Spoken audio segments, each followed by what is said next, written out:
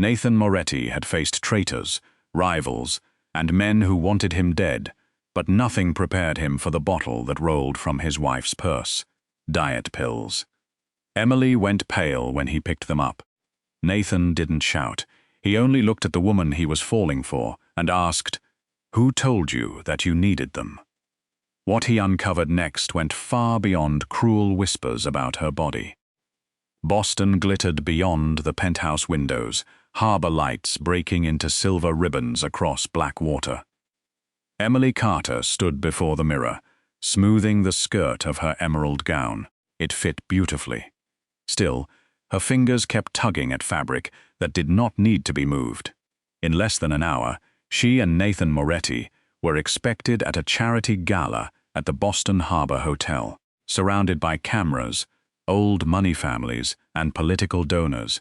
Her phone buzzed from the dressing room. "I'll be right back," she said, leaving her black clutch on the marble console. Nathan stood near the windows in a tuxedo. "Take your time." Emily disappeared down the hall. A second later, the clutch slipped from the console. It struck the marble with a soft crack. Lipstick, a compact, tissues, and a silver key scattered across the floor. Then a small white bottle rolled free. Nathan's gaze dropped. The bottle spun beneath the chandelier and stopped against the toe of his shoe. He bent and picked it up. Emily Carter Moretti, his jaw tightened as he read the label. It came from a private wellness clinic in Back Bay. Beneath the instructions were warnings: rapid heartbeat, dizziness, loss of appetite, insomnia. 3 mornings ago, Emily had claimed she wasn't hungry. The week before, she had gripped the kitchen counter after standing too quickly. 2 nights ago, her hand had trembled around a wineglass. Nathan built his life around details. Yet, with Emily, he had wanted to believe every explanation. His eyes returned to the bottle. Diet medication. A memory rose without permission. His mother's untouched dinner plate, while his father criticized how she looked before a family event. Nathan closed his fist around the bottle, then loosened it. Emily was not his mother, and he was not his father. Footsteps approached. Emily returned, fastening one earring. Found it. It was under the... She stopped. Nathan was holding the bottle. The color drained from her face. "Nathan." His expression did not change. That frightened her more than anger would have. "I can explain." "I hope so." His voice was quiet. "How long?" "What? How long have you been taking these?" "A few weeks." "How many?" "1 a day." "And you're barely eating." "I'm eating." "No." The word landed softly. Emily folded her arms across herself. "Nathan, we have to leave. 300 people are waiting. They can wait. You cannot stop an entire gala because you found something in my purse. Then tell me why you're taking them." Her mouth opened. Nothing came out. Now that he knew where to look, the answer was everywhere. Shadows beneath her makeup, exhaustion, the way the gown sat differently across her shoulders. He felt something worse than rage. He felt late. "Sit down." Emily stiffened. Nathan heard the command in his own voice. "Please." She slowly sat on the cream-colored sofa. Nathan took the chair opposite her, leaving space between them. No guards. No orders. Only the bottle on the table. "Does your regular doctor know?" Silence. "Have you been dizzy?" "Sometimes. Your hands have been shaking." "A little. And you didn't tell me. I didn't think it mattered." The sentence struck harder than she intended. Emily rubbed her thumb along the seam of her gown. "It's not a big deal." "Then why hide it?" "Can we do this after the gala?" she whispered. "No." Her eyes hardened. "You said this wasn't an order." Nathan went still. She was right. He lowered his voice. "Then I'll ask differently. Do you want to go downstairs tonight while you're dizzy, barely eating, and taking medication I don't know is safe?" Emily looked away. "No." "Then we don't go. What will people say?" Nathan studied her. There it was. What will people say? Did someone at the clinic tell you to lose weight? No. Did a doctor say your health required it? She hesitated. No. Did I? Her head snapped up. Of course not. Then why? Emily's breathing changed. She stood too quickly, the room tilted beneath her, and her hand shot toward the table. Nathan was beside her before she could fall. He caught her elbow and steadied her. I'm fine. No, you're not. Emily pulled free. I said I'm fine. Nathan stepped back. He could summon a physician or send Marcus to the clinic. 6 months ago, he would have done both without asking. Instead, he waited. Emily's eyes filled with tears she clearly hated him seeing. His anger vanished. Not because the situation mattered less, but because he finally understood where the real wound was. He picked up the bottle again. Emily. She said nothing. His voice dropped. Who told you that you needed them? Her face crumpled for half a second before she turned toward the windows. That silence was answer enough. Someone had gotten close enough to hurt her, convincing a woman who could prove experts wrong that the thing needing correction was herself. Nathan felt a familiar darkness rise inside him. But he did not reach for his phone. He did not threaten anyone. He remembered the rules Emily had written into their marriage contract. My choices remain mine. So he stayed where he was, waiting for her to choose whether to tell him. Emily wiped away one tear. You wouldn't understand. Try me. She shook her head. Nathan looked at the bottle, then at his wife. Her silence frightened him more than any enemy ever had. 6 months earlier, Emily Carter had not been Mrs. Moretti. She had never lived in a penthouse or heard Nathan's name spoken with fear. She had been a restoration specialist in a small back bay gallery, invisible to almost everyone who walked past her workbench. And all she had done was look at an $18 million Renaissance painting and realize everyone else in the room was staring at a lie. 6 months earlier, Emily Carter's world smelled of varnish, old wood, and burnt coffee. Bell and Row Gallery occupied a narrow Newbury Street brownstone. Emily preferred the restoration room in back, away from collectors who often judged her full figure before her work. At 29, she no longer apologized for taking up space, but she still noticed how quickly people underestimated her. That Tuesday, a shipping crate arrived under armed escort. Moretti Coction, the paperwork read. Her manager, Charles Bell, hovered over it. Careful. That piece is insured for $18 million. Inside rested a devotional panel attributed to Matteo di San Luca, dated 1521. The Virgin wore deep blue beneath a cracked gold halo. Emily leaned close. Paintings made sense to her in a way people rarely did. She studied the créclure, frame, then the blue beneath the varnish. Sophie, ultraviolet lamp. Charles frowned. Problem? Maybe. Under the light, the surface fluoresced unevenly. Emily used a portable spectrometer and took 2 readings. No, she whispered. Sophie, the youngest intern, leaned closer. What? The blue contains synthetic phthalocyanine pigment. It wasn't commercially available until the 20th century. Silence. Charles forced a laugh. Restoration material, not beneath the original varnish layer. You're certain? Certain enough that I won't certify this as authentic. 10 minutes later, Charles shut her inside his glass office. Do you understand whose painting that is? I understand when that pigment was invented. This is Nathan Moretti's collection. We spent 18 months securing this account. If I sign that report, we certify a fake.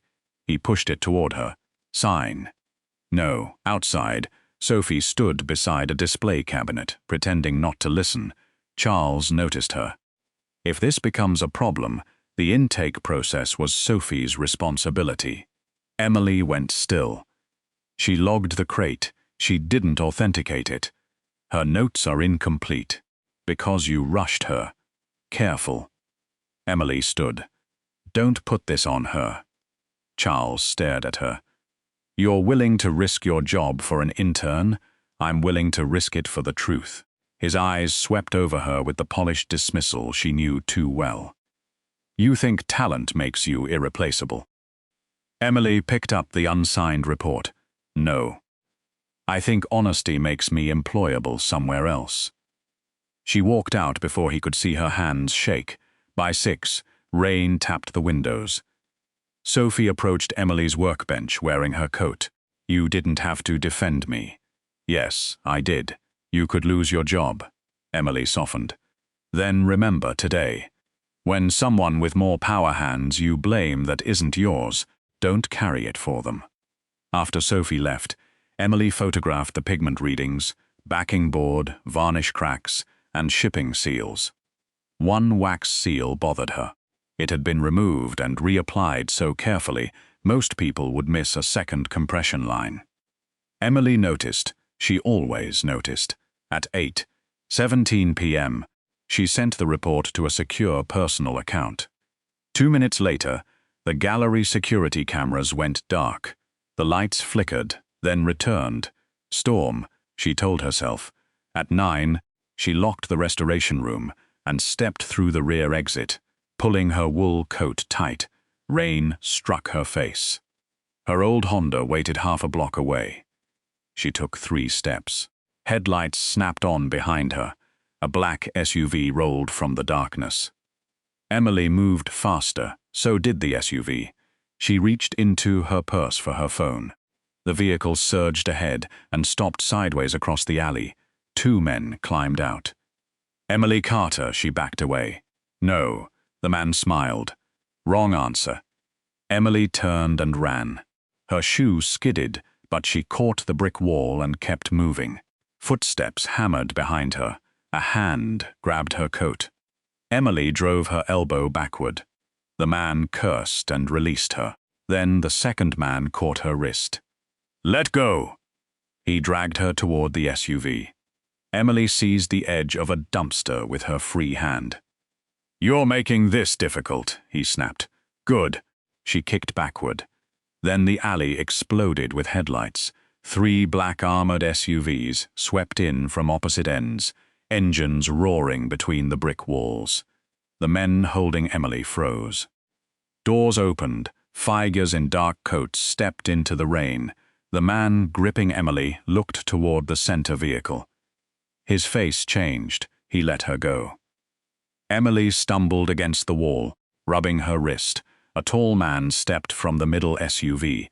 Charcoal overcoat, black gloves, broad shoulders, no visible hurry. He did not need to raise his voice. Everyone else became quiet for him. Another man followed, built like military security. The attackers retreated toward their vehicle. The stranger's gaze moved from them to Emily, then to the gallery door, cold and impossible to read. Emily had seen his photograph beneath a magazine headline about ports, hotels, and an art collection no museum could afford. Nathan Moretti, the owner of the painting she had just declared counterfeit. For 1 second, Emily wondered whether he had come to save her or silence her. Nathan looked at the men by the SUV. You picked the wrong alley tonight. Neither answered. His eyes shifted to Emily. Rain ran from his dark hair onto the collar of his coat. Mems Carter, he said, what exactly did you find in my painting? Only then did Emily understand the fake artwork was no longer just a problem at work. It was the door into Nathan Moretti's world, and someone had already tried to make sure she never walked through it. Rain hissed against the alley as Nathan's men spread out with practiced precision. The 2 attackers hesitated before scrambling back into their SUV. One of Nathan's vehicles shifted to block them, but he lifted a gloved hand. Let them go. Marcus Reed, the broad-shouldered man beside him, frowned. Boss? They came for her. I want to know who they report to. The SUV vanished into the wet Boston night. Nathan turned to Emily. You're hurt. I'm fine. His gaze dropped to the red mark around her wrist. That isn't what I asked. Emily straightened. And I said I'm fine. Marcus looked between them, almost amused. Nathan wasn't. What did you find? Your painting is fake. I gathered that. The pigment is wrong. The varnish layers don't match the claimed restoration history. The shipping seal was removed and pressed back into place. Whoever replaced it knew enough to fool a normal inspection. Nathan's expression sharpened. Could Belle have done it? I don't know. That was not a no. It was an honest answer. For the first time, something flickered behind his eyes. Interest. You backed up your findings, Nathan said.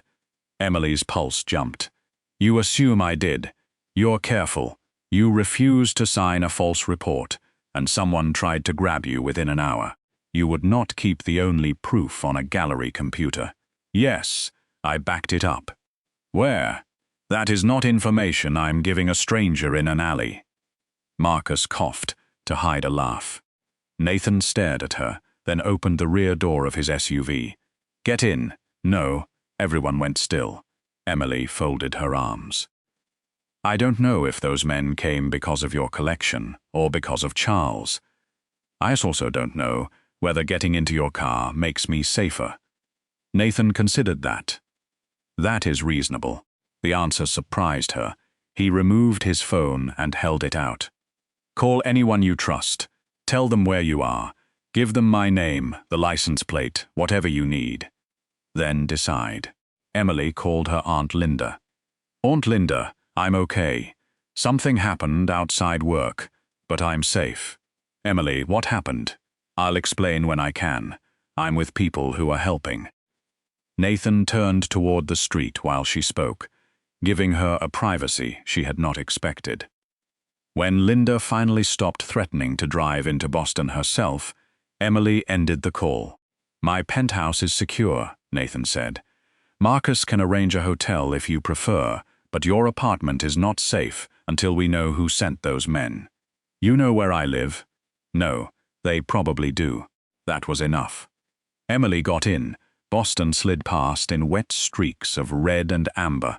Emily finally asked, what exactly is Moretti Maritime and Fine Arts Holdings? Nathan looked out the window. On paper, that is not reassuring. Hotels, private storage, art acquisition. And off paper, Marcus stopped speaking. Nathan met her eyes. The kind of business that makes people careful with my name. Emily had heard the rumors. Everyone in Boston had. You're mafia. Nathan's expression stayed flat. People use that word when they want a simple explanation for complicated power. That sounded like yes. It was. Emily looked toward the rain-streaked window.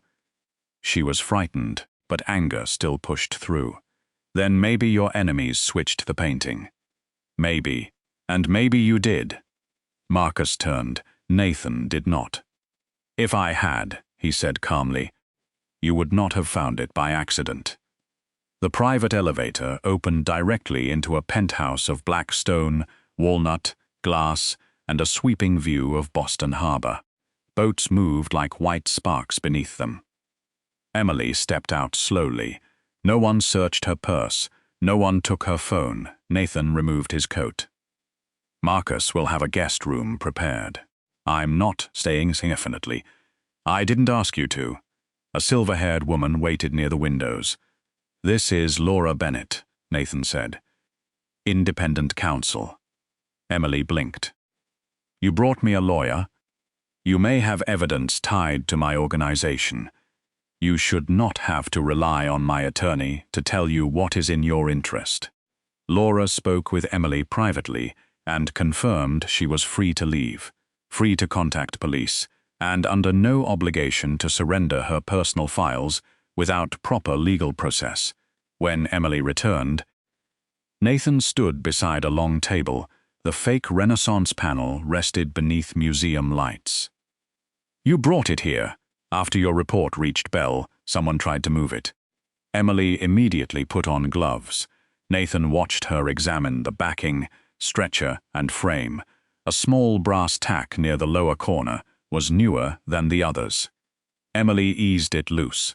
Behind the backing board sat a folded strip of modern conservation paper. She opened it carefully. Inside was a handwritten list of inventory codes. Her breath caught. Nathan noticed. "What?" Emily stared at the numbers. "These are collection codes." "For what?" "I saw 3 in Bell and Rose intake records this month." Nathan's face changed. 7 separate codes. This wasn't one stolen painting. Marcus stepped closer. Nathan's voice lowered. "How many?" "At least 7.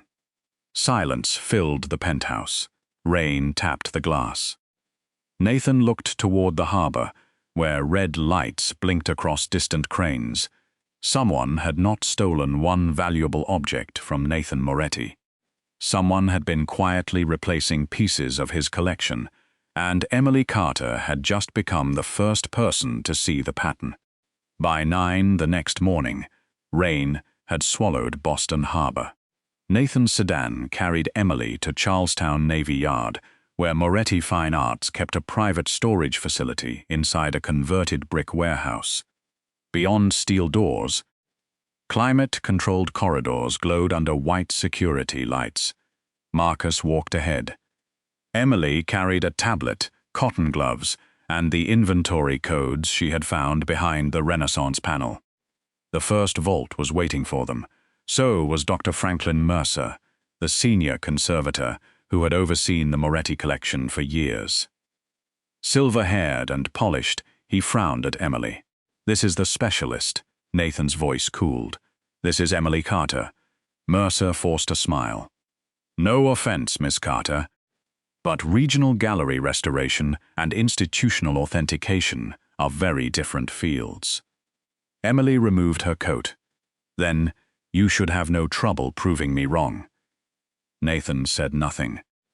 That silence gave Emily room to work. 7 inventory codes had been hidden in the fake painting. 6 works remained in Moretti storage. The 7th had gone to Whitmore Auction House 3 weeks earlier. Emily examined the first 2 pieces. Authentic, the third was a Monet study of the Seine, worth more than $11 million. Mercer folded his arms. "That one was authenticated twice last year." Emily leaned close to the edge of the canvas. "Who relined this?" "No one. The canvas is original." "No, it isn't." Mercer's expression hardened. Emily pointed to the exposed linen. "The weave is too uniform. 19th century hand-woven French canvas should have irregular tension. This was made by a modern machine. That is speculation. Magnifier." Marcus handed her one. Emily studied a blue-green section near the riverbank, then moved the painting beneath ultraviolet light. The surface shifted into layers of violet and black. One dark patch stayed wrong.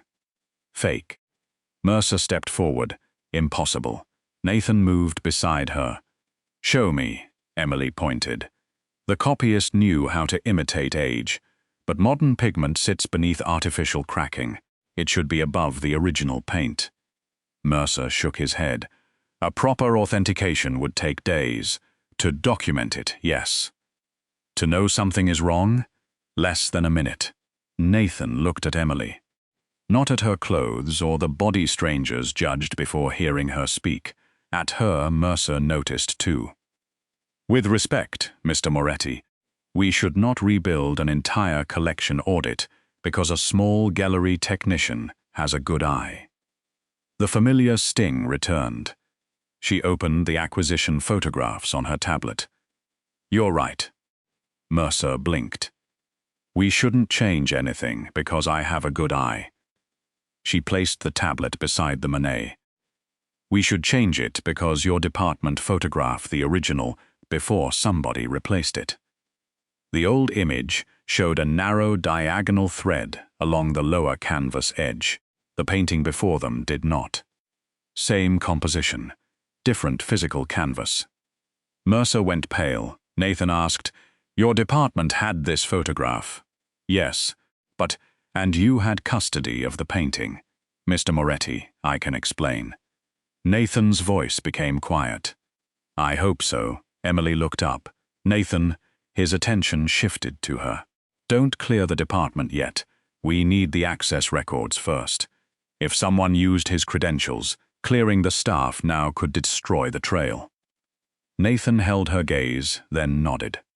Marcus, preserve every access log. Copy all credentials before anyone leaves. Mercer released a breath. Nathan turned toward him. You're still finished here. Mercer stared.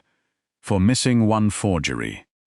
No, because I paid you to notice what she noticed in 60 seconds. The words struck Emily harder than expected.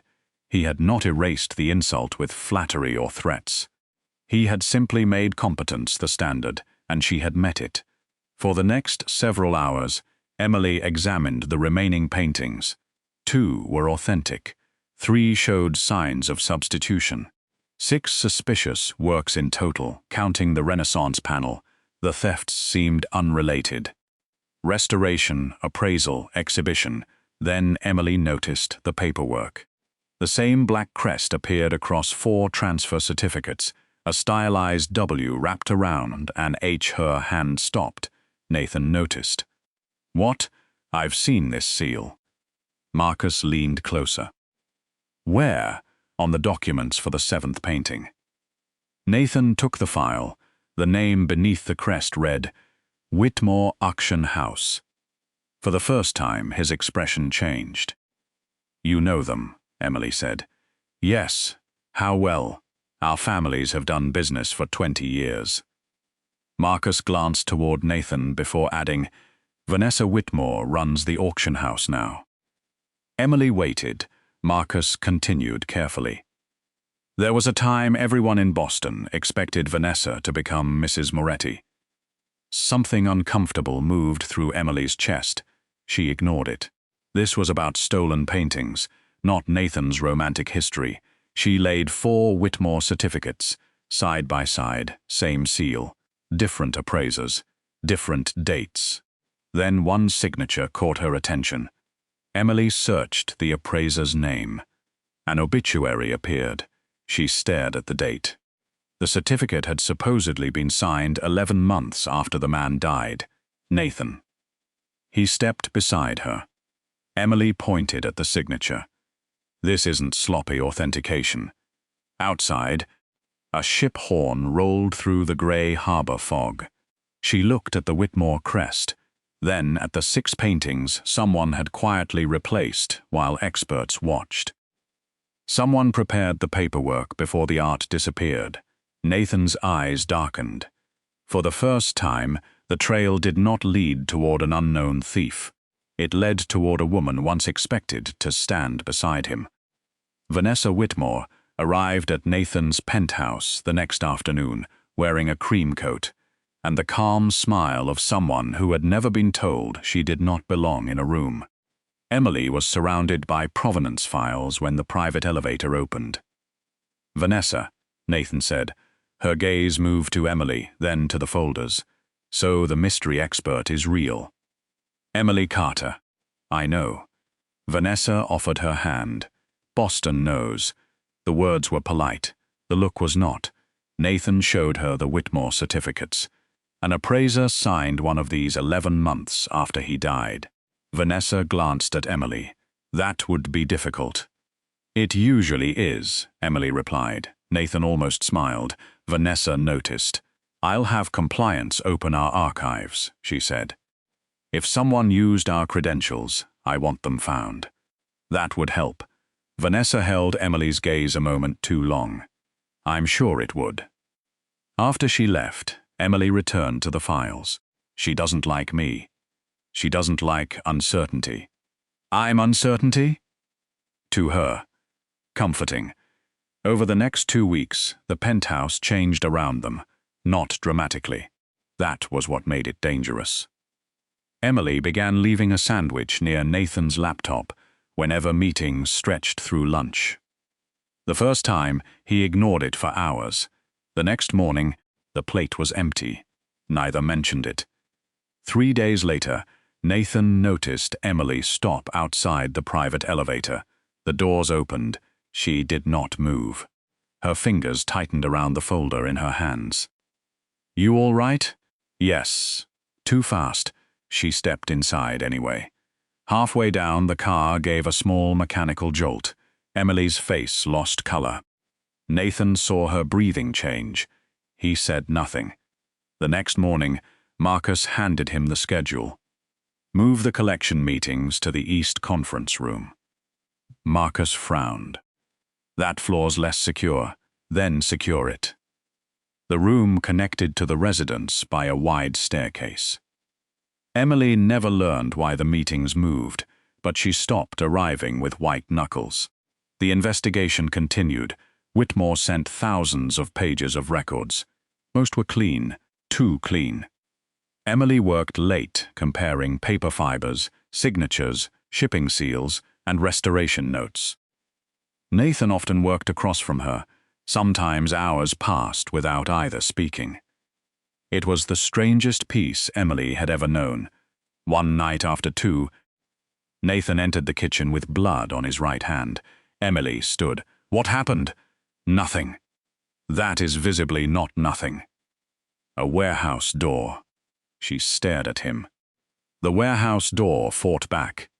Nathan looked toward the sink. Emily pointed at a stool. "Sit." He did. She opened the first aid kit and cleaned the cut across his palm. "You should get stitches. I've had worse." "That is not a medical argument. It works on Marcus." "I'm not Marcus." "No." The word came softer than expected. Emily wrapped gauze around his hand. Up close, Nathan looked less untouchable than tired. Old scars crossed his wrist beneath his cuff. "How old were you?" she asked. "When?" "When you learned getting hurt was easier than admitting you needed help." His eyes lifted. "My father believed emotion made men careless," Nathan finally said. "Fear should be useful. Grief should be private. Love should never interfere with business." "That sounds lonely." "It was efficient." "That wasn't what I said." His jaw tightened. "My mother tried to make the house normal. Dinner at 6. Music on Sundays. Birthday cakes nobody missed." "What happened?" "She died when I was 17. Emily's hand slowed. "I'm sorry." There was no pity in her voice, only understanding. "So you decided never to need anyone again." That is an aggressive interpretation. It's also accurate. A faint laugh escaped him. Emily tied the bandage. "There." Nathan turned his hand over. "You're comfortable giving orders in my kitchen. You were bleeding on the marble. Property protection." "Exactly." He looked at her for a long second. "Thank you." Emily smiled. "Try not to fight any more doors tonight." When she turned away, Nathan's gaze followed her. For weeks, he had told himself he watched Emily because she was useful to the investigation. That explanation was becoming harder to believe. The next morning, Emily found him asleep at the dining table, beside 3 open ledgers. The sandwich she had left at midnight was gone. She quietly draped a blanket over his chair. Nathan woke before she could step away. Their eyes met. Then Emily's phone began vibrating. Once, twice, again and again. Filled the screen. Sophie, Aunt Linda. Unknown numbers. Marcus walked in holding his own phone. "We have a problem." Emily opened the first link. A photograph showed her entering Nathan's building 3 nights earlier carrying restoration files.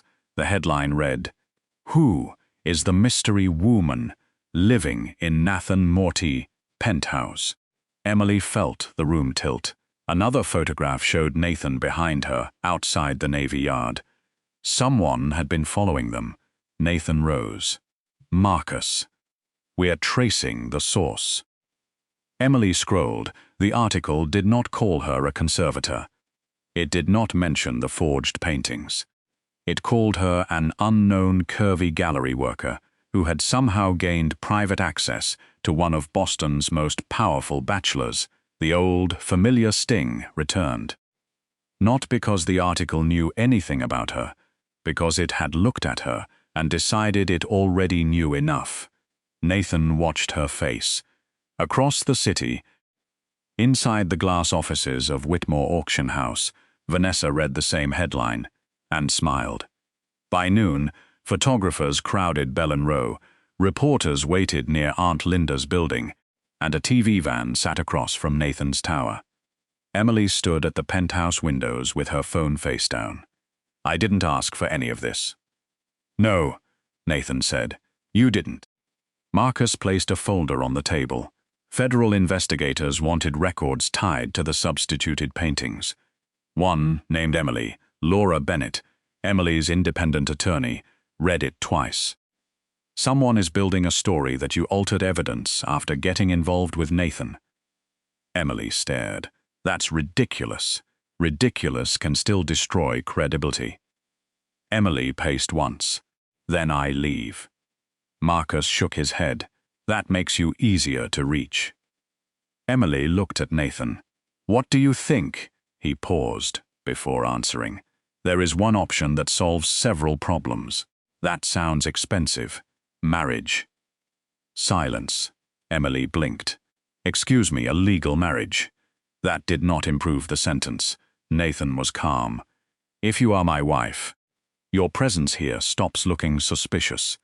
My security can protect you openly. The press loses the mystery woman story, and anyone targeting you knows they are targeting my family." Emily folded her arms. "That sounds like corporate restructuring." "It is." "Good," Laura added. "We can build protections into the agreement. Separate finances, independent counsel, limits on personal access." Emily looked at Nathan. "And when this ends, we end it." The answer came too quickly, and Emily ignored the small ache it caused. "If I consider this, I write the rules." Nathan nodded. "Okay. No controlling my money." "Agreed. No deciding where I work." "Agreed. No choosing my clothes." His eyebrow shifted. Emily pointed at him. "That pause counts. I was wondering why you thought I would. Men with private elevators tend to develop opinions." Marcus looked down to hide a smile. "Agreed," Nathan said. "No reading my messages. No tracking my phone unless there is an immediate threat. Agreed. No making medical decisions for me." Nathan's expression changed slightly. "Still," he said, "agreed. And if I say no to something, becoming your wife does not turn it into yes." Nathan met her eyes. "Put that in exactly as she said it," he told Laura. Emily expected resistance. Instead, Nathan pulled out a chair. "Write it." For 2 hours they built the strangest marriage agreement Emily could imagine. Separate property, separate careers, no access to her work, and no using Aunt Linda, Sophie, or Bellin Row as leverage. When Emily added the last condition, Nathan watched her. "You still protect everyone else first." "I think about who gets hurt when powerful people make decisions. That includes me." She met his gaze. "Especially you." The courthouse ceremony happened 4 days later beneath thin February snow. There was no ballroom or orchids, only Laura, Marcus, Aunt Linda, and a judge who looked beyond surprise. Emily wore a navy wool dress and cream coat. Nathan wore charcoal. Linda cried before the ceremony. "I'm not crying because this is romantic," she whispered. "Good, because it isn't. I'm crying because you look beautiful."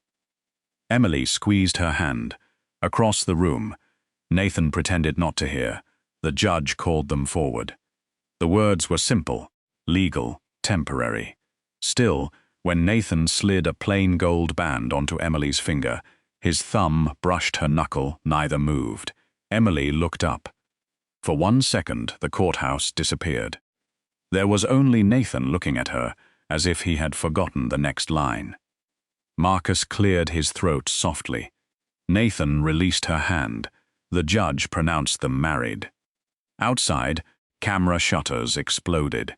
Someone had leaked the ceremony. Nathan moved between Emily and the reporters, but did not touch her until she reached for his arm. Questions came from every direction. "Mr. Moretti, how long have you been together? Is this marriage connected to the federal inquiry?" Nathan opened the car door. A reporter shouted, "Mrs. Moretti, did you marry him for protection?" Emily stopped. Nathan expected her to keep walking. Instead, she turned. "I married him because it was my decision." Then she entered the car. Nathan followed. For several blocks, neither spoke. Emily looked at the ring. "We are terrible at weddings. I've attended worse." "That is not comforting." His mouth almost curved. Snow drifted over Boston Common. For the first time since the gallery attack, Emily felt close to safe. Not because Nathan had taken control, but because he had respected every line she drew. That evening, he found her reviewing more Whitmore records. "You could take one night off. So could you. I married a difficult woman. You signed the contract." Emily pushed over a file. The missing works had different handlers, but every transfer was approved unusually fast. Somebody wanted them moving before anyone compared the paperwork. Nathan studied the page. "Daniel will review the authorizations tomorrow." "Daniel?" "Daniel Price, my CFO. He has been with my family 15 years. You trust him?" Nathan answered without hesitation. "With everything." Emily nodded and returned to the documents. She did not notice the way Nathan watched her. The marriage was supposed to be a shield. Yet it had begun to feel like something neither had planned. Across town, Vanessa sat alone in her office with their courthouse photograph glowing on her monitor. Nathan's hand rested lightly at Emily's back. Vanessa stared at it before calling a number saved without a name. "She's inside now." A man answered after one ring. "Then we move faster." Vanessa enlarged Emily's face on the screen. She needs to be removed before she finds the rest. 3 weeks later, Emily entered the Beacon House Hotel ballroom as Mrs. Nathan Moretti for the first time. Crystal chandeliers washed marble columns in gold, while politicians, investors, art patrons, and old Boston families drifted through the room with champagne and polished smiles. Emily wore an emerald gown chosen by herself. It fit exactly as she wanted. For 5 minutes, she believed that would be enough. Then the comments began. "You're very brave to wear that cut. I wish I had your confidence." So refreshing that Nathan chose someone real. Every sentence sounded kind until Emily heard what lived underneath it. Nathan was pulled into a conversation with shipping executives. Before leaving, he asked, "You good?" Emily smiled. "Go. I can survive a ballroom. I know." The certainty in his voice warmed her. Vanessa appeared in silver silk. "Emily, you look lovely." "Thank you." Vanessa's gaze moved over her gown. "That color is wonderful on you. Dark jewel tones are very forgiving under flash photography." Emily's smile tightened. Vanessa introduced her to Celeste Morgan, a stylist who dressed senators' wives and actresses. Celeste beamed. "Mrs. Moretti, I have wonderful ideas for your public wardrobe. I have clothes. This is more about managing proportions on camera." Heat climbed Emily's neck. Celeste opened her phone. Strong shoulder lines, darker panels, longer sleeves. "We can disguise almost anything." Emily looked at her. "Disguise what?" Celeste faltered. Vanessa laughed softly. "She means cameras can be cruel. So can people." For the first time, Vanessa's smile slipped. Emily excused herself and crossed toward the service corridor, needing 1 minute where nobody was measuring her. Near the kitchen doors, a young server carrying wine glasses collided with a guest who stepped backward without looking. One glass tipped, red wine splashed onto his sleeve. "Are you blind?" "I'm so sorry, sir.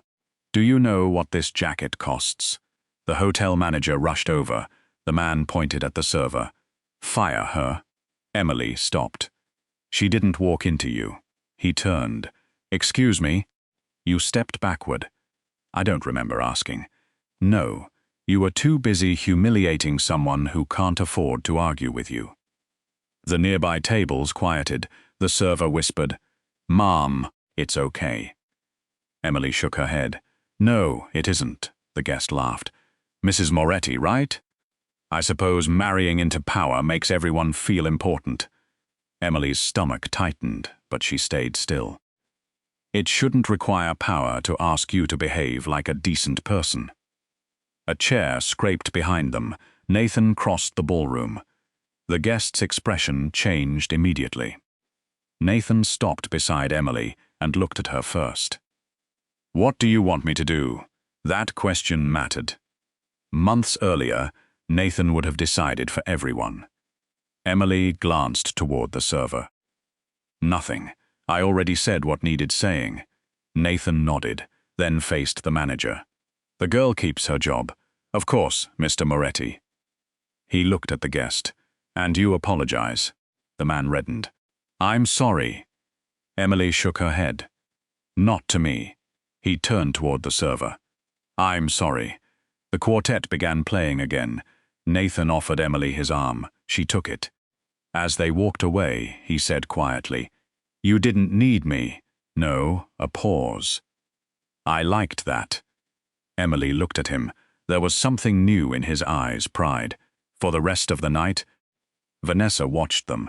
At 11:43 p.m., while Nathan spoke with a city councilman, a woman introduced herself as Dr. Rebecca Lane, director of a private wellness clinic in Back Bay.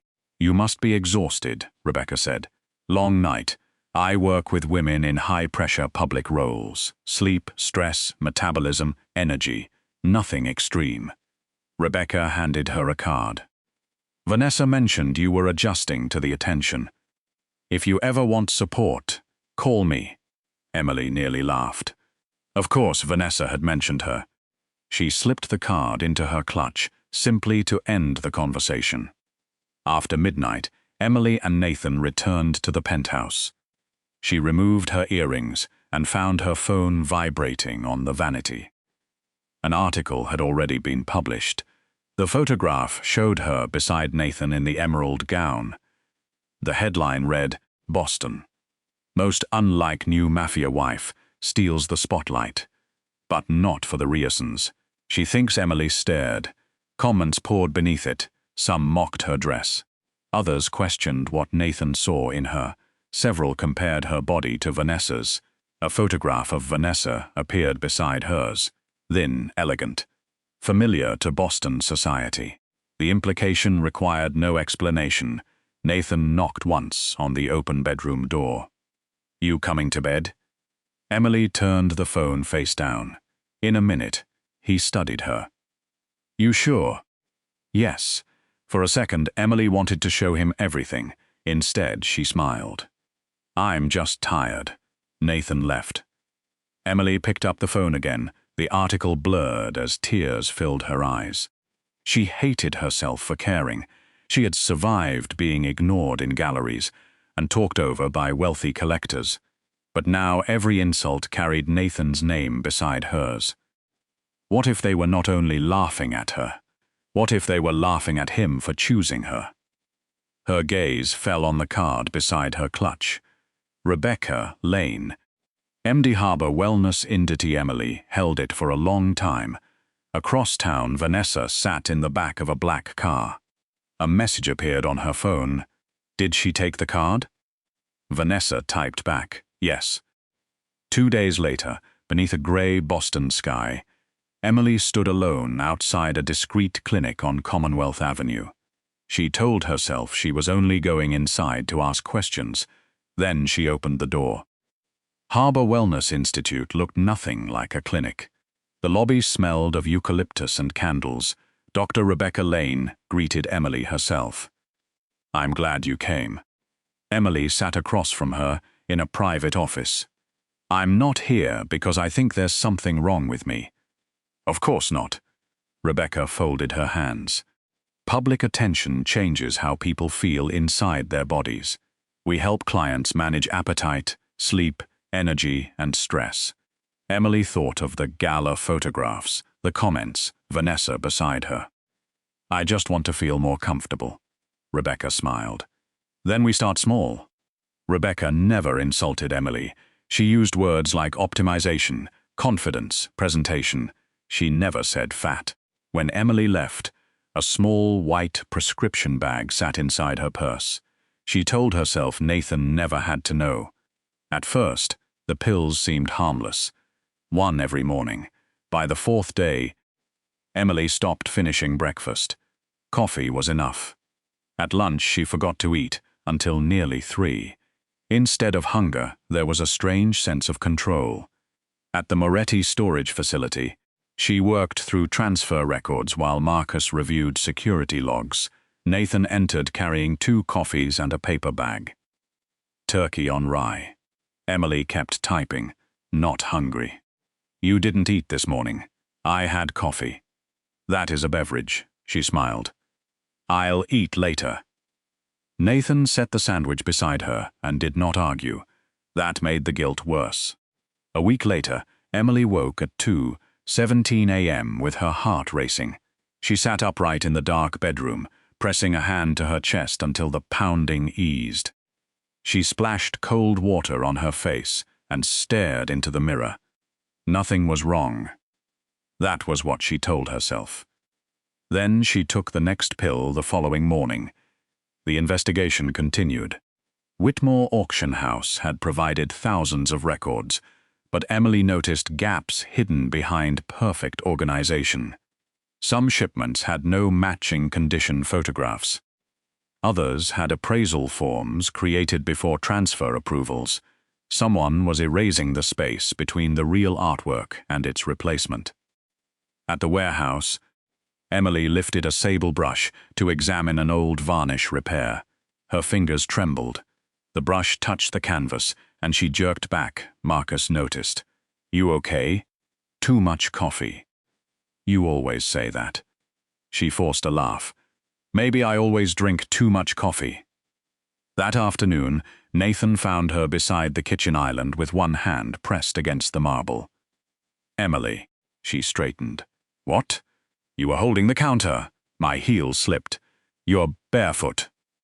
Emily looked down, then she smiled. Long day. Nathan watched her carefully. Do you need a doctor? No. Food. I'm fine.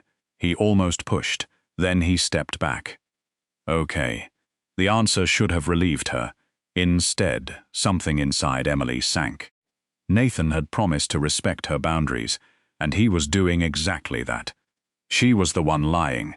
That night, he worked in his study until nearly dawn. Emily passed the open door twice. The second time, Nathan looked up. You're still awake.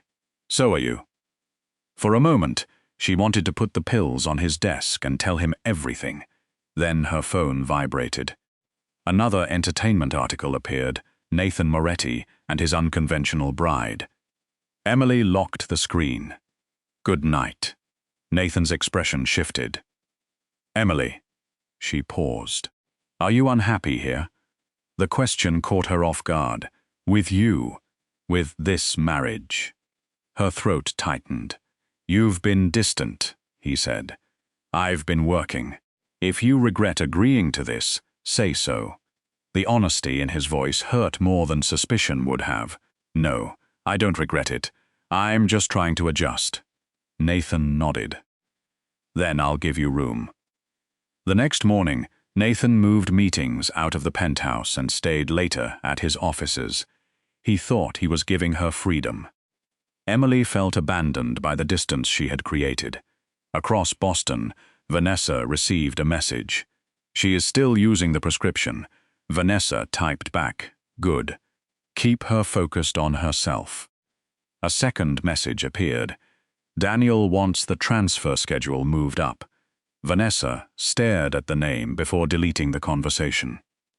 At the penthouse, Emily spread photographs of 6 forged works across the dining table. Her hands shook again. One detail kept bothering her.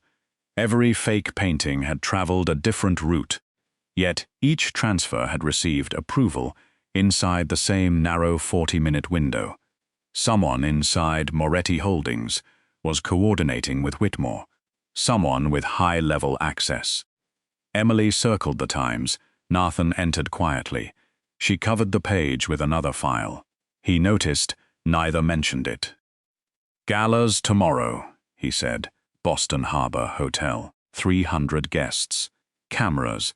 Vanessa." Nathan placed the invitation on the table. "You don't have to go." Emily looked at him. "I'm your wife, on paper." The words landed harder than he intended. Emily smiled anyway. "I'll go." Late that night, she stood before the bathroom mirror in the emerald gown chosen for the gala. It still fit. But Emily stared at herself as though searching for proof that she had become acceptable enough. Her eyes looked tired. Her face looked pale. She opened the vanity drawer. The white bottle was almost half empty. For the first time, Emily wondered whether she was controlling the pills or the pills were controlling her. She slipped the bottle into her black clutch anyway. The next evening, less than an hour before the gala, Emily left the clutch on the marble console and went back for her phone. Behind her, the purse tipped. Something small rolled across the floor.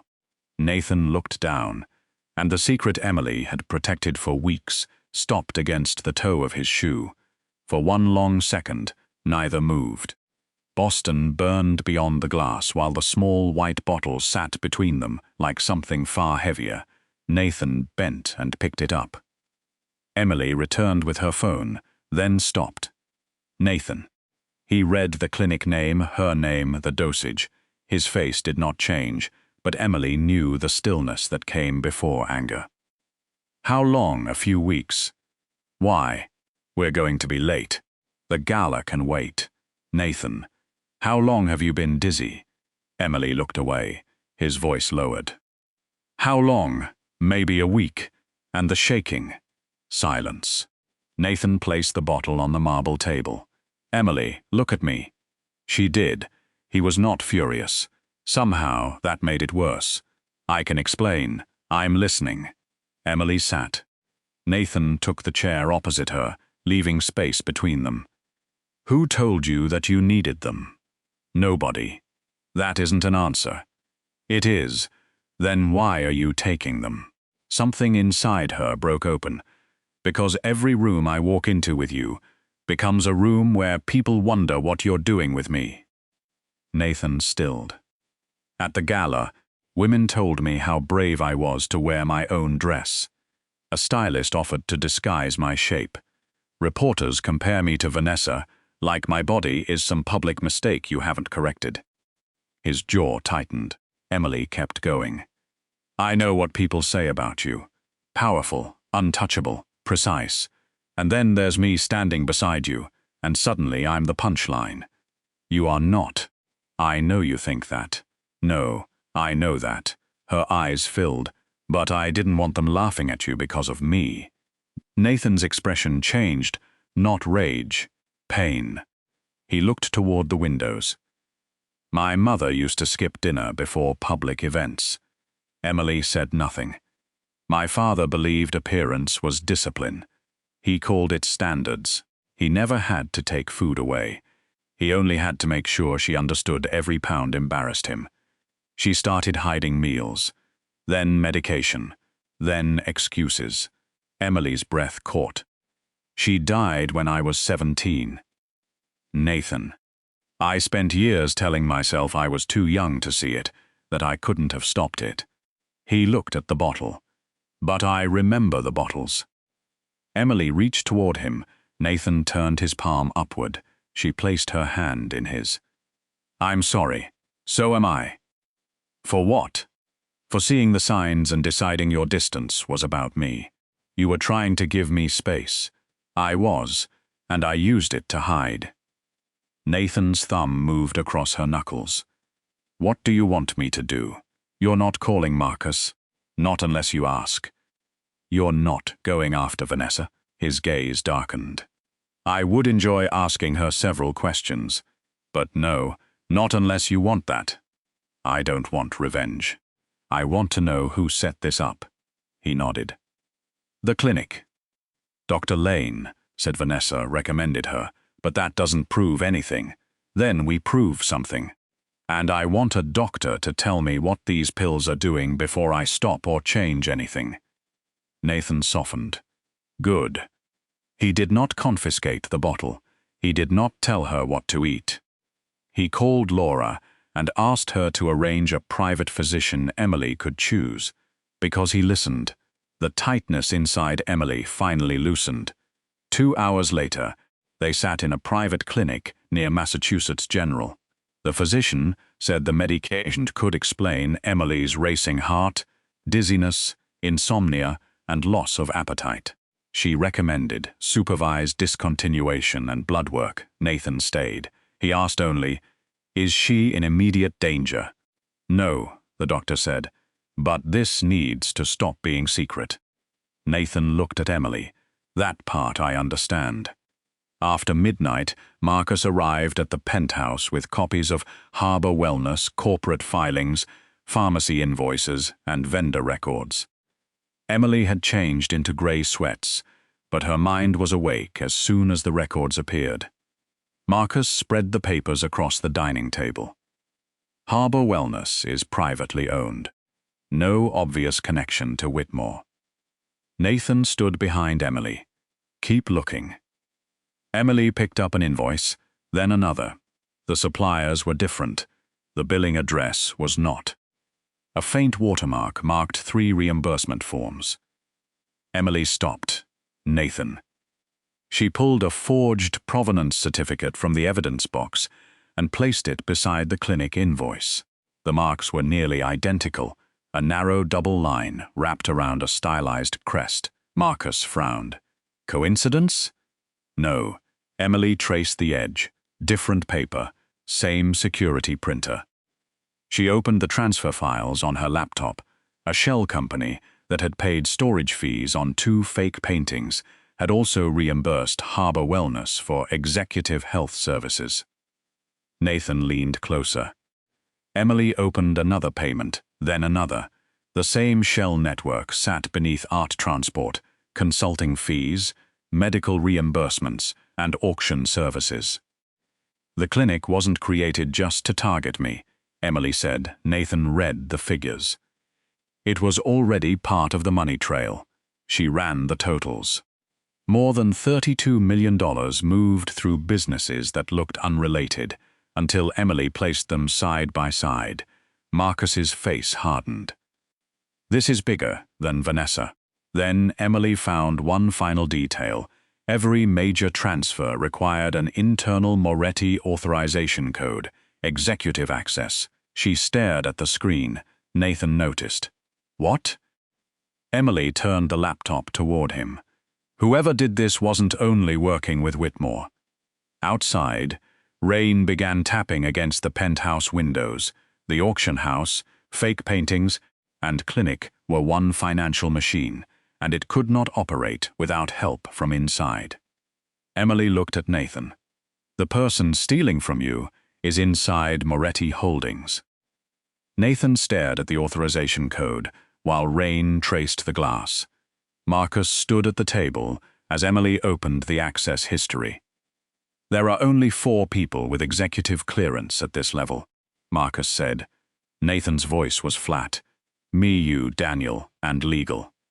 Emily shook her head. Laura's credentials never touched these transfers. Emily clicked through the suspicious payments. Different dates, different companies, same executive key. A name appeared beside the encrypted certificate. Daniel Price. Nathan did not move. Emily had seen him angry and cold. This looked like grief with nowhere to go. Could his credentials have been stolen? She asked. Possible, Marcus said. Not likely. Daniel was there when my father died. He taught me how to read a balance sheet. When I took control of the company, half the board wanted me gone. Daniel stayed. Emily closed the laptop halfway. Then we prove it before we accuse him." Nathan looked at her. He needed something steadier than rage. They worked until dawn. Emily compared clinic reimbursements to auction transfers.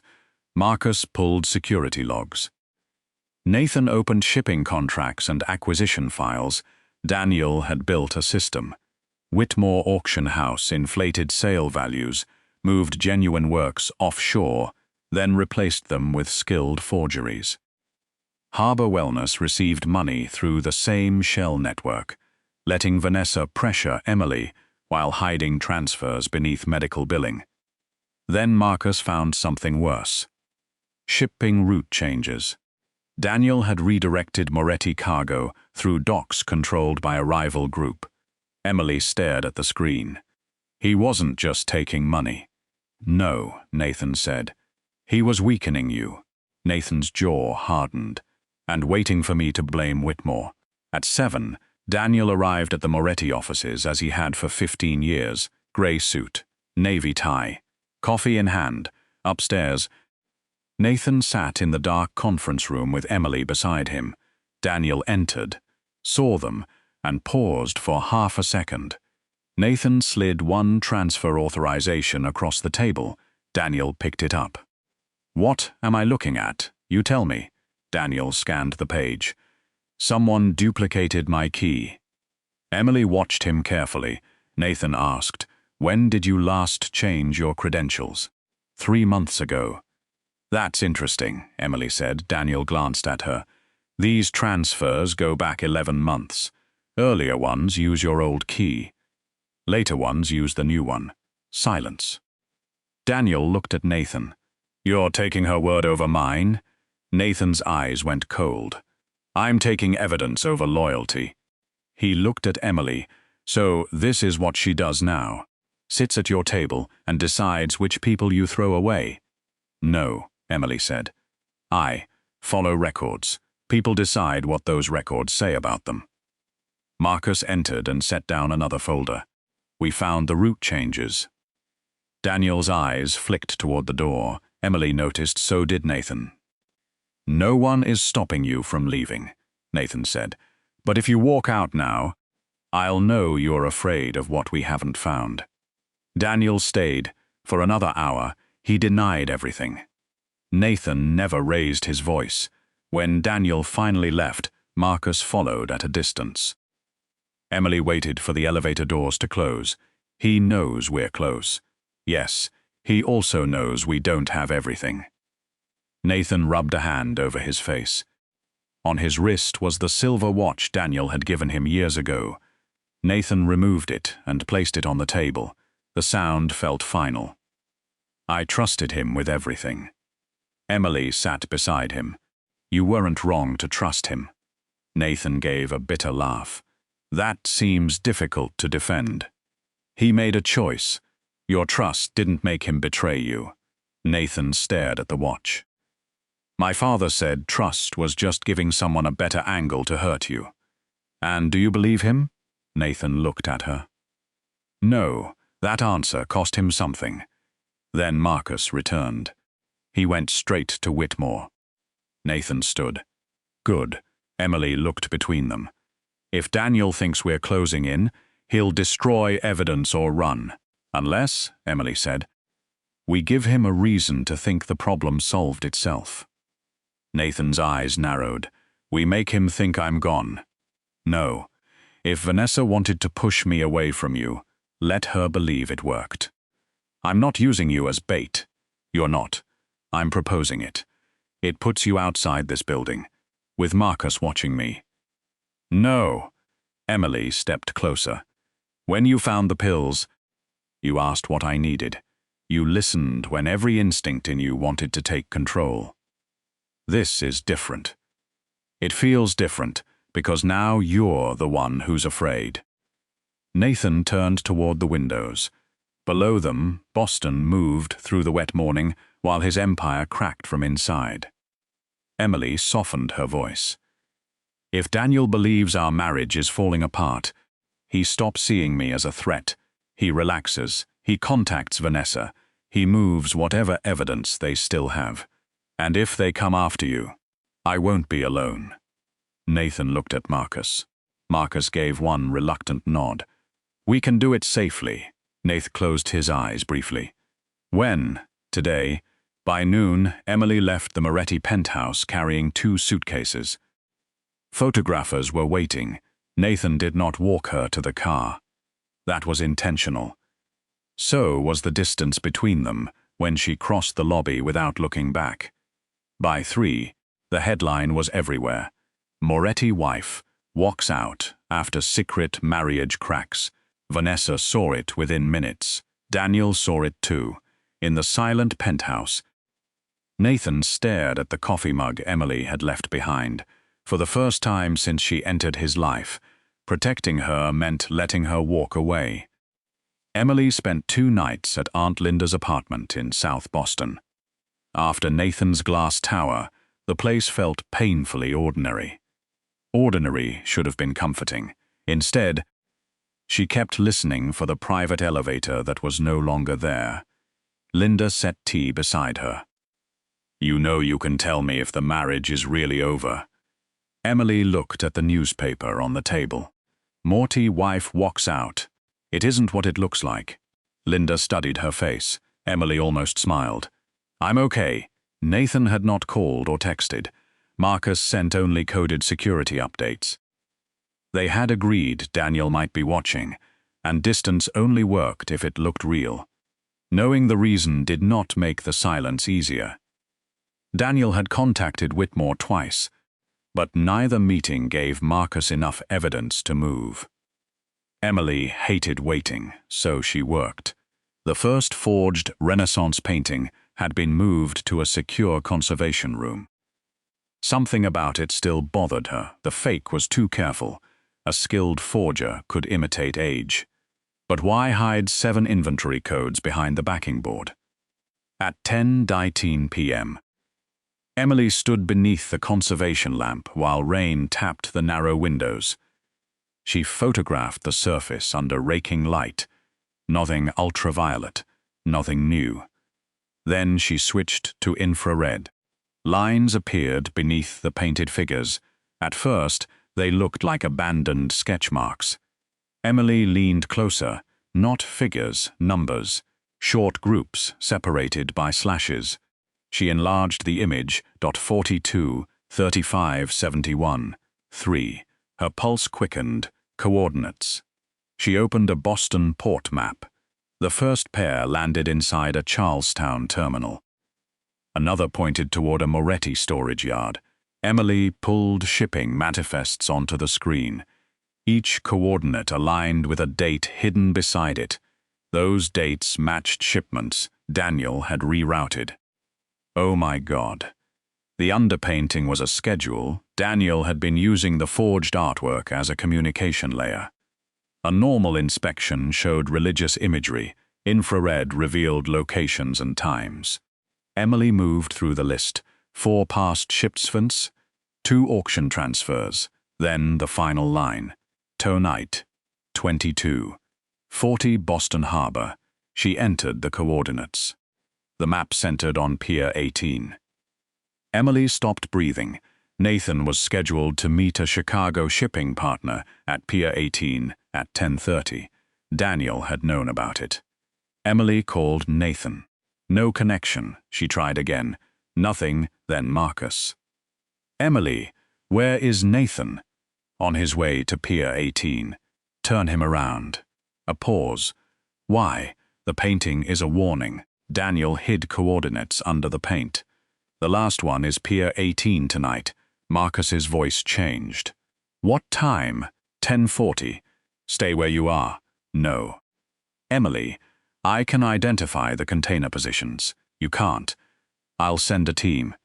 And by the time I explain the code, Nathan could already be walking into it. Marcus was silent. I'm coming downstairs. Linda appeared as Emily grabbed her coat. Is Nathan in danger? Yes. Linda handed her an umbrella. Then go. Rain hammered Boston as Marcus's SUV tore toward the harbor. Emily sat in the back with the infrared images open on her tablet. The coordinates repeat in pairs, she said. One marks a target zone. One marks a viewing angle. Marcus glanced back. Viewing angle? A place someone could watch the first location without being seen. So a firing position. Emily nodded. The harbor rose ahead through fog and yellow light. Cranes disappeared into mist. Containers formed corridors of red, blue, and gray steel. Marcus's radio crackled. Moretti vehicle just entered Pier 18. Emily checked the time, 10:34. 6 minutes. Marcus called Nathan. No answer. His phone's being jammed. The SUV stopped near the security gate. Marcus's team spread out. Emily stepped into the rain. They moved between containers. The harbor smelled of salt, diesel, and wet metal. A ship horn sounded over black water. Emily checked the code. Row C, stack 14. Marcus pointed. That way. They turned a corner. 2 black Moretti vehicles stood near an open loading area. Nathan was 30 yards away, beside a man in a dark overcoat. Emily's chest tightened. Nathan. He turned at the same moment. A tiny red point appeared on his chest. Marcus saw it too. Down. Nathan moved behind a concrete barrier as his security detail closed around him. The red point vanished. Marcus looked upward. Where? Emily forced herself to look at the numbers instead of Nathan. The second coordinate, viewing angle. She rotated the map. No, not the roof. Marcus followed her finger. Container 47. A gray container tower stood 2 rows east, elevated above the others. Top level? Emily said. That's the line of sight. Marcus signaled his team. Men moved through the maze. Nathan crossed toward Emily, anger and relief fighting in his face. What are you doing here? Saving your meeting. I told Marcus to keep you out of this. And I told you I'm not decorative. For 1 second, Nathan almost smiled. Then Marcus's radio came alive. Position abandoned. Equipment still warm. No shooter. Nathan's expression hardened. Emily looked again at the underpainting. There's another code. Nathan stepped closer. What? The last coordinate isn't Pier 18. She enlarged the image. A faint secondary sequence sat beneath the first. Warehouse 12. Emily looked toward the industrial buildings beyond the terminal. That's where they're going. Who? Daniel and Vanessa. An alarm rang through the fog.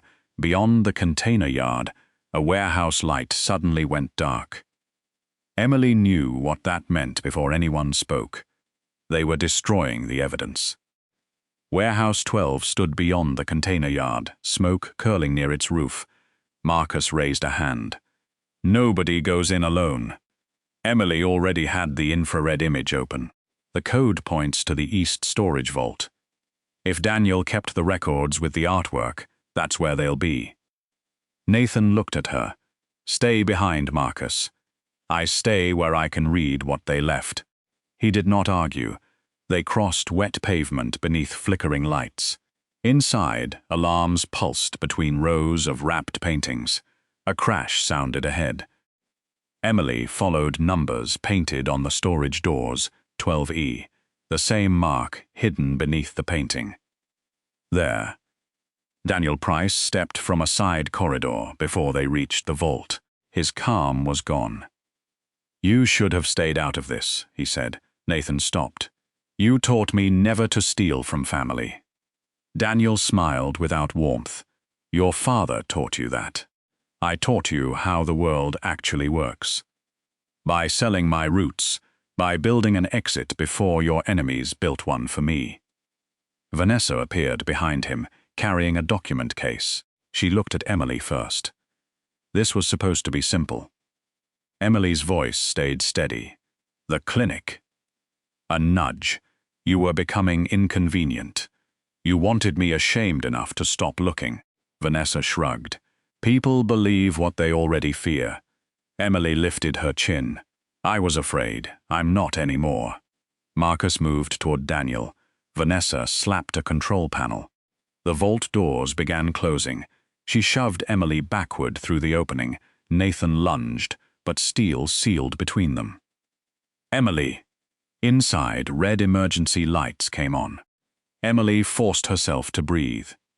The vault held paintings, files, and a climate control system humming through the wall. Vanessa had expected panic. She had forgotten what Emily did for a living. Museum vaults needed emergency overrides. Emily opened the maintenance cover and switched ventilation to manual. Nothing.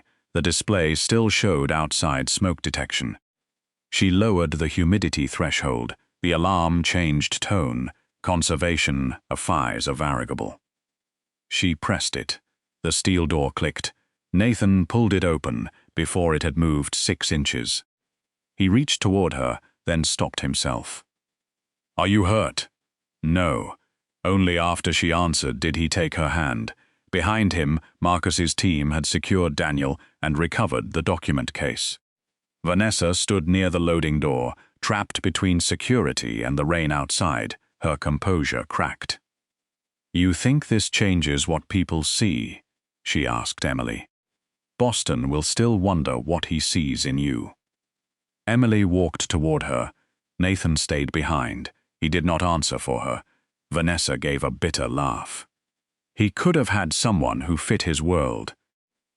Emily glanced at the emerald fabric beneath her raincoat, the color she had once worn into a ballroom that made her want to disappear. Then she looked Vanessa in the eye. "I was valuable before he ever knew my name. The warehouse went quiet, and I'll still be valuable if one day he isn't standing beside me."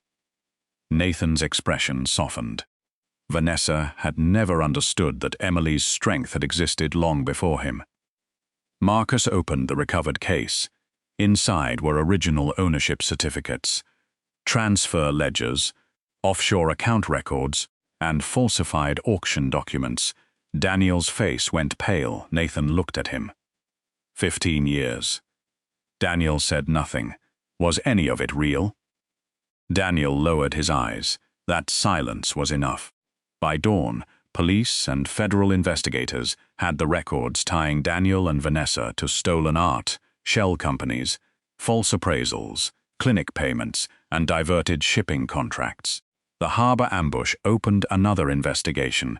Nathan gave one order: preserve everything, no revenge, just evidence.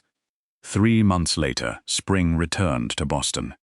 Emily stood in a bright South End studio beneath a brass sign. Cartadation for art restoration. The foundation belonged to her, not Moretti Holdings or the marriage. Nathan introduced donors when she asked, then stepped away so she could build the rest herself. On opening morning, he arrived with coffee and a flat envelope. Emily eyed it. "That looks serious." "It is." Inside were signed divorce papers. Her smile vanished. Nathan kept his hands at his sides. "The temporary marriage did what it was supposed to do.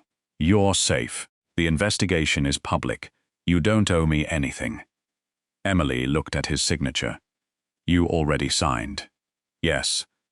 "So I'm free. You always were." Her throat tightened. "If you leave." Nathan said, "I won't stop you." Emily thought of the courthouse, cold sandwiches at 2 in the morning, the pills on the marble floor, and the night he had asked what she wanted instead of deciding for her. She tore the papers in half. Nathan blinked. "The first marriage kept me alive," she said. "If there's another one, it happens because I choose it." A slow smile appeared on his face. "And do you?" Emily stepped closer. "Yes." 1 year later, the Boston Museum of Art held a gala honoring restored works recovered from the fraud case. Emily waited behind the curtain wearing an emerald gown. For one brief moment, old voices returned, too bold, too visible, too much. Then her name was announced. Emily walked onto the stage alone. Nathan stood below among hundreds of guests. He did not offer his hand. He did not lead her forward. He simply watched as the woman who once tried to make herself smaller stepped into the light and made the entire room listen. Emily looked across the audience and smiled. For the first time, she did not wonder whether she belonged there. She knew. And Nathan understood something too. Love had never made Emily worthy. It had only helped her see the worth that was already hers. Nathan's greatest change wasn't protecting Emily from danger. It was learning to respect her choices, even when every instinct told him to take control. Real love begins with respect, especially when the person you care about needs room to stand in their own strength. So today, think about someone in your life whose choices you may be trying too hard to fix. Remember how Emily became stronger when Nathan finally asked what she wanted. And try listening before stepping in. Have you ever had someone respect you in a way that changed how you saw yourself? Tell me in the comments. And stay close, because the next story begins with one small discovery that changes everything.